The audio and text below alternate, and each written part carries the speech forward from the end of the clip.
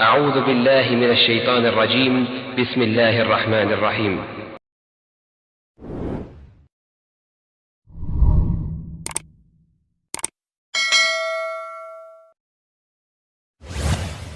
با اقوام و خیشان و بستگان خودت ارتباط برقرار بکن، صله رحم رو به جای بیاور.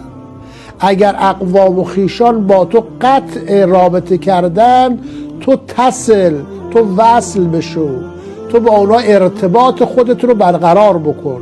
یکی از مواردی که باعث اخلاق نیک و از اوصاف یک انسانی که آراسته به اخلاق حسن است، یه که صله رحم رو به جای میاره. هر موقعیتی داره، اگر به موقعیت اجتماعی، اقتصادی، علمی رسیده، اما اقوام و خیشان و بستگان خودش رو فراموش نمیکنه، غرور و منیت در وجودش نمیاد. یکی از موارد اخلاق نیک ایه که ما با اقوام و خیشان خودمون ارتباط برقرار بکنیم. و تعفو عن من ظلمک. اخلاق نیک یعنی این که اگر کسی به تو بدی کرد، اگر کسی به تو ظلم کرد، او رو مورد عفو و گذشت خودت قرار بده. اگر کسی به تو بدی میکنه، پاسخ او رو به نیکی بده. ادفع بالتی هی احسن.